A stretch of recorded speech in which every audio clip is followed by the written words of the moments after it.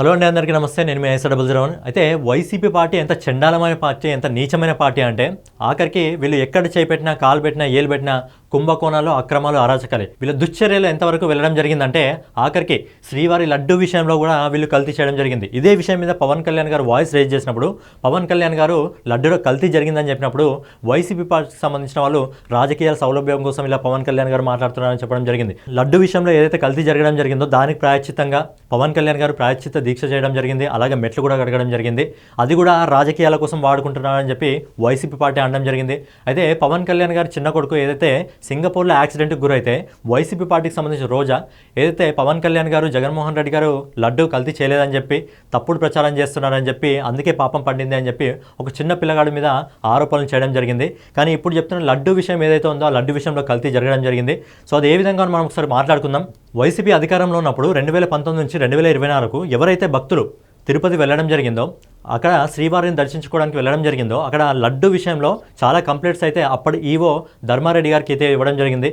Laddu quality తక్కువగా ఉందని చెప్పి, లడ్డు చిన్నగా ఉందని చెప్పి, లడ్డు నుంచి ఒక వాసన వస్తుందని చెప్పి, ఒకప్పుడున్న సువాసన రావట్లేదని చెప్పి, అలాగే లడ్డు నిలువగా ఉండట్లేదని చెప్పి చాలా కంప్లైంట్స్ అయితే అప్పట్లో ఈవో గారికి అయితే ఇవ్వడం జరిగింది. కానీ అప్పుడున్న ప్రభుత్వం అయితే దాన్ని బేఖాతరు చేయలేదు, అసలు పట్టించుకోని పరిస్థితి.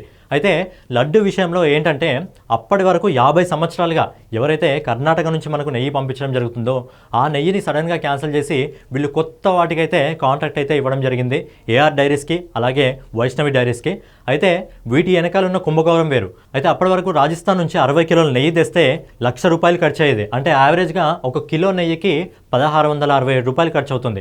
మామూలుగా మనం బయట మార్కెట్లో చూసుకున్నా కానీ అది ₹800 నుంచి ₹1,000 వరకు ఉంటుంది. అలాగే ఒక కిలో నెయ్యిని తయారు చేయాలంటే 15 నుంచి 17 లీటర్ల పాలు అవసరం ఉంటుంది. అంటే యావరేజ్గా ఒక లీటర్ పాలు దాదాపు ₹40 అనుకున్నా కానీ 15 లీటర్లకు ₹600 అవుతుంది. కానీ వీళ్ళు ఏ విధంగా ₹320 నెయ్యిని కొనడం జరిగింది?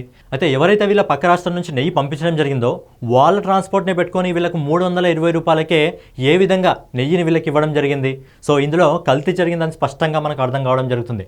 వైఎస్ఆర్సీపీ అధికారంలో ఉన్నప్పుడు ఏవైతే ట్యాంకర్లు రావడం జరిగిందో ప్రతి ట్యాంకర్ని కూడా చెక్ చేయడం జరిగింది. ఏదో తూతూ మంత్రాన శాంపుల్స్ని అయితే చెక్ చేయడం జరిగింది.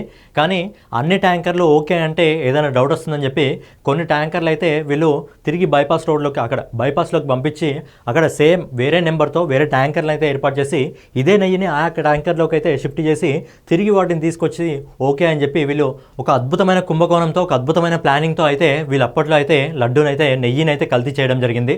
అయితే లడ్డు విషయానికి సంబంధించి కల్తీ వ్యవహారం బయటపడిన తర్వాత సుప్రీంకోర్టు ఆధ్వర్యంలో సిబిఐకి సంబంధించి ఒక సీట్ని అయితే ఏర్పాటు చేయడం జరిగింది. సో వాళ్ళు చెప్పడం ఏం జరిగిందైతే ఏదైతే ఏఆర్ డైరీస్ ఇంకా వైష్ణవి డైరీస్ ఉందో దాని వెనకాల బోలేబాబా అనే ఒక కుంభకోణం నడిచింది. సో బోలేబాబాకు బేసిక్గా ఈ గీస్ని ఇంకా మిల్క్ని ప్రొడ్యూస్ చేసే ఫెసిలిటీస్ అనేవి వాళ్ళ దగ్గర లేవు. కానీ అక్కడ నుంచి ఫామ్ ఆయిల్ ద్వారా, ముడి పదార్థాల ద్వారా, రసాయనాల ద్వారా కల్తీ నెయ్యిని తయారు చేసి ఏదైతే ఏఆర్ డైరీస్ ఇంకా వైష్ణవి డైరీస్ ఉందో వీటి ద్వారా అయితే ఈ కుంభకోణాన్ని అయితే నడిపించడం జరిగింది.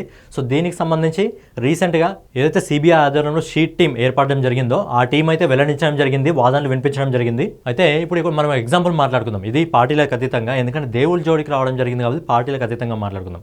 యావరేజ్గా కిలో నెయ్యి తయారు చేయాలంటే మనకి ఎంత ఖర్చు అవుతుంది, ఎంత పాలు కావాలి? యావరేజ్గా 15 నుంచి 17 లీటర్ల పాలంటే మనకు ఒక ₹600-700 అవుతుంది. ఇంకా దాని మేకింగ్ కాస్ట్ అదంతా కలుపుకొని ఆల్మోస్ట్ ₹1,000 దాకా అవుతుంది. మరి ఏ విధంగా వీళ్ళకి ₹320 రావడం జరిగింది? మరి అంతకుముందు 50 సంవత్సరాలుగా మనకి ఎవరైతే సరఫరా చేయడం జరుగుతుందో వాళ్ళని ఎందుకు తీసేయడం జరిగింది? వాళ్ళు ఏం తప్పు చేయడం జరిగిందా? అద్భుతమైన నెయ్యిని ఇవ్వడం జరుగుతుంది, వాళ్ళు చాలా ఫ్రెష్ నెయ్యిని అయితే ఇవ్వడం జరుగుతుంది. 50 సంవత్సరాల నుంచి వాళ్ళే ఇస్తుంటే వాళ్ళని ఎందుకు పక్కకు తీసేయడం జరిగింది?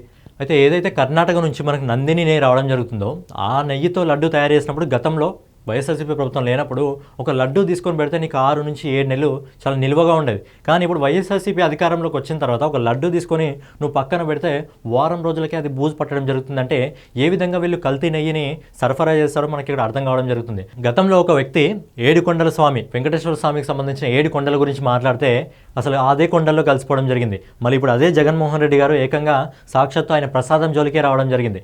మరి ఈ పాపాన్ని చంద్రబాబు నాయుడు గారు వదిలేయచ్చు, పవన్ కళ్యాణ్ గారు వదిలేయచ్చు, లేకపోతే నారా లోకేష్ గారు వదిలేయచ్చు. కానీ తప్పు చేసిన వాడిని దేవుడు ఖచ్చితంగా శిక్షిస్తాడు. ఈ తప్పు ఖచ్చితంగా జగన్మోహన్ రెడ్డి గారు, వైఎస్ఆర్సీపీ పార్టీ ఖచ్చితంగా ఫలితం అనుభవించి తీరుతుంది. సో ఈ విధంగా వైఎస్ఆర్సీపీ ప్రభుత్వం మన శ్రీవారి లడ్డునైతే కల్తీ చేయడం జరిగింది. సో ఇక్కడ ప్రతి హిందువు కూడా రియాక్ట్ కావాల్సి వస్తుంది. ప్రతి హిందువు కూడా చాలా పవిత్రంగా భావించే శ్రీవారి లడ్డునైతే వైఎస్ఆర్సీపీ పార్టీ అధికారంలో ఉన్నప్పుడు కల్తీ చేయడం జరిగింది. సో దీనిపైన ప్రతి ఒక్కరు రియాక్ట్ కావాలి. సో ఈ వీడియో పైన మీ ఉద్దేశం ఏంటనేది కామెంట్ రూపంలో తెలియజేయండి. అలాగే వీడియో మీకు నచ్చినట్లయితే ఖచ్చితంగా లైక్ చేసి కామెంట్ చేసి సబ్స్క్రైబ్ చేసుకొని బెల్ ఐకాన్ అయితే ఆన్లో పెట్టుకోండి.